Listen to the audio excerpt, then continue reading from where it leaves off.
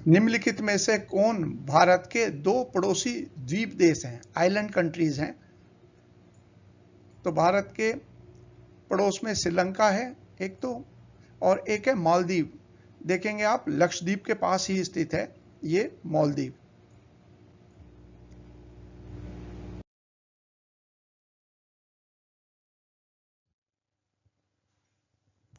India की geographical position देखिए, ये ब्लू कलर से इंडिया दिखाया हुआ है ताकि आप समझ सकें कि क्यों मालदीव और श्रीलंका ये भारत के पड़ोसी देश या नेबरिंग कंट्रीज हैं।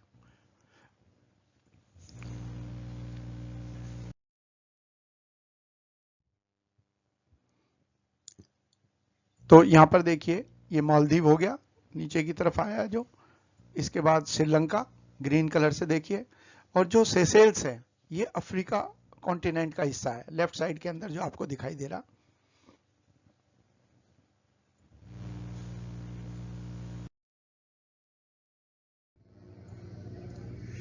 निम्नलिखित में से एक केंद्र शासित प्रदेश की राजधानी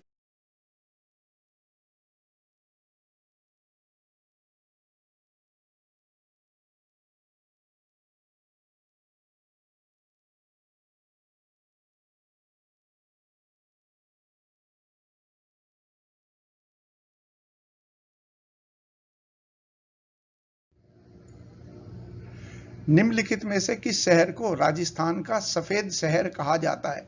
व्हाइट सिटी। मार्बल का रंग जो है वो सफेद होता है, और बहुत सारे जो महल हैं वो उदयपुर में संगमरमर के या मार्बल के बने, इसीलिए नाम।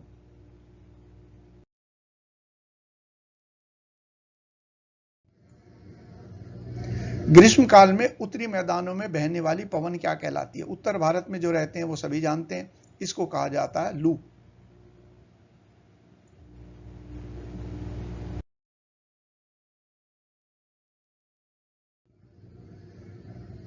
कौन सा सबसे ऊंचा भारतीय शिखर है? तो दुनिया की तीसरी सबसे ऊंची चोटी जो है वो है कंचनजंगा, और जो ये सिक्किम राज्य में स्थित है, यानी कि भारत में स्थित है। तो ये हमारा उत्तर सही होगा।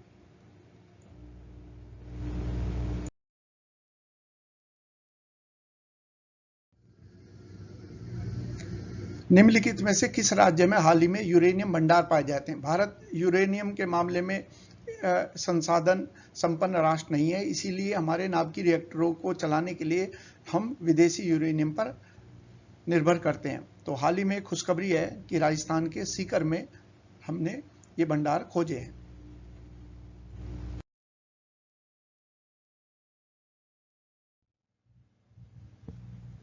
अगला क्वेश्चन है, अरावली पर्वत या अरावली रेंज जो है राजस्थान की, उसका सबसे ऊंचा शिखर, हाईएस्ट पॉइंट कौन सा है? तो इसमें हमारा उत्तर जो है वह आता है गुरु शिखर।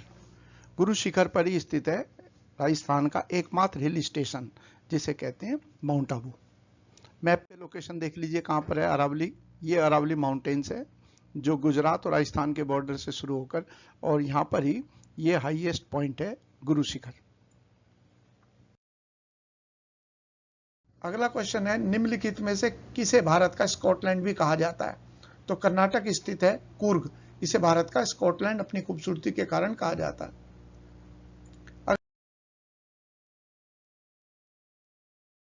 निम्नलिखित में से 2014 में बनाया गया भारत का 19वां राज्य कौन सा है? तो यह आंसर आएगा जून 2014 को तेलंगाना।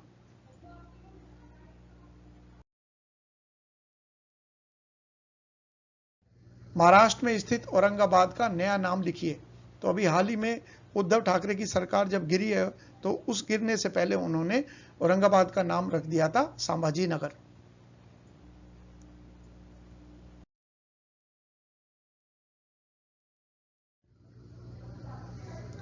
निम्नलिखित में से किसे भारत में हरित क्रांति के जनक के रूप में जाना जाता है? तो देश में सबसे बड़े कृषि वैज्ञानिक है MS स्वामीनाथन, और दुनिया के अंदर हरित क्रांति का जनक माना जाता है नॉर्मन बोरलॉग को।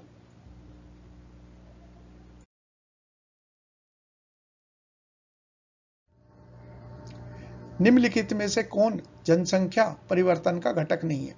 तो इसमें जो तीसरा ऑप्शन है रुग्णता यानी कि बीमारी, ये आधार नहीं है।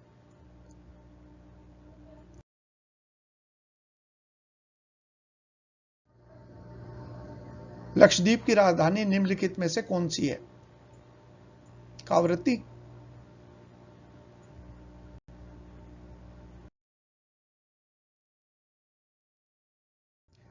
भारत में निम्नलिखित में से किस स्थान पर दिन और रात के तापमान में व्यापक अंतर पाया जाता है, यानी कि बहुत बड़ा चेंज आएगा सुबह और शाम के अंदर? तो जो रेगिस्तानी इलाके होते हैं वहां दिन में तो टेम्परेचर 50 डिग्री तक और रात में टेम्परेचर 0 डिग्री से कम हो जाता है। तो यहाँ पर क्योंकि रेगिस्तान का विकल्प दे रखा है राजस्थान के, तो चाहे रेगिस्तान दे दें और चाहे किसी रेगिस्तान का नाम, वही आंसर होगा।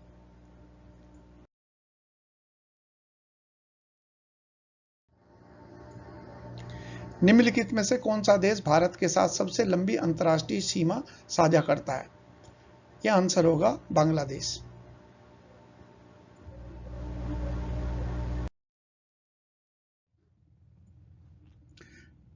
यहां पर आप पोजीशन देखिए कि कौन से, जो बांग्लादेश है, यहां पर बांग्लादेश है और यहां मैंने लिस्ट दे रखी है इंडिया के जो 7 नेबरिंग कंट्रीज है उसमें जो सबसे लंबी इंटरनेशनल बाउंड्री है वो कौन से में है? यहां पर देखिए बांग्लादेश। और ये क्वेश्चन सीडीएस में भी आ चुका है।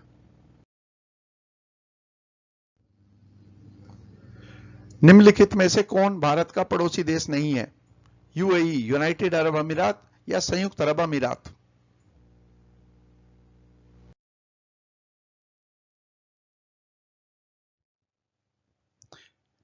मैप पर लोकेशन देखिए जो भारत के नेबरिंग कंट्रीज हैं, एक तो चाइना, म्यांमार, मालदीव और जो यूएई है ये कहां पर है? ये सर्किल में देखिए आप कहां पर है, तो ये भारत का पड़ोसी देश नहीं है।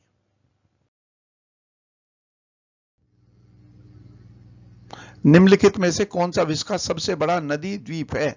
Largest river island in the world? Majuli द्वीप, असम, ब्रह्मपुत्र नदी पर?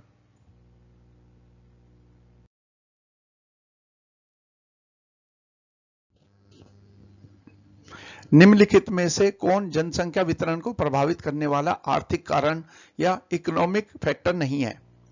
खनिज या मिनरल्स की उपलब्धता?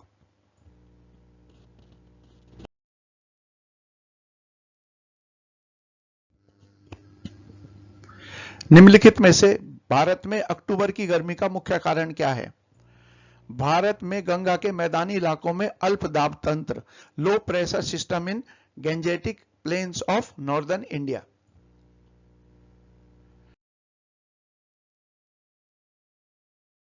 भारतीय मानक समय ग्रीनविच माध्य समय या जीएमटी से कितने घंटे आगे है? 5.5 घंटे आगे है।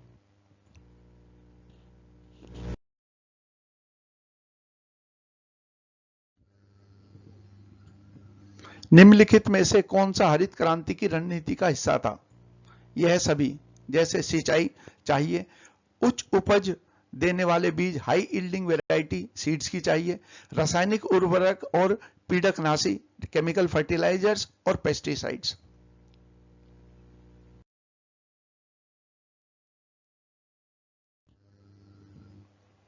निम्नलिखित में से किस नदी को बिहार का शौक या बिहार का दुख कहा जाता है? सोर ऑफ बिहार? कोसी नदी, क्योंकि बाढ़ आती है इससे।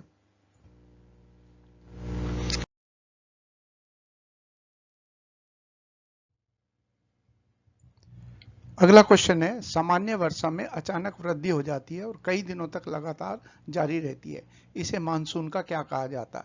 तो मानसून हम जानते हैं बर्स्ट में आता है। बर्स्ट मतलब कुछ दिन तो बहुत ज्यादा बरसात होगी और कुछ समय तक बिल्कुल सूखा रहेगा, बिल्कुल गर्मी का मौसम बना रहेगा, इसी को कहते हैं बर्स्ट ऑफ मानसून। तो आंसर हमारा यह होगा।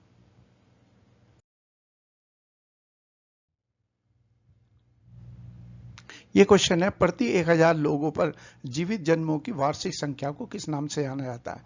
एनुअल नंबर ऑफ बर्थ्स पर 1000 पीपल। तो इसे कहते हैं crude birth rate.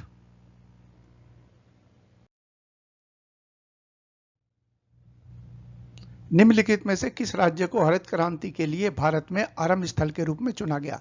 Following state was chosen initiation site in India for green revolution. Green revolution क्या है? एग्रीकल्चर में जो क्रांति आई जिसकी वजह से पैदावार में बहुत अधिक बढ़ोतरी हुई, यानी कि increase in production of food grains. तो इसमें राज्य जो है वो आएगा पंजाब।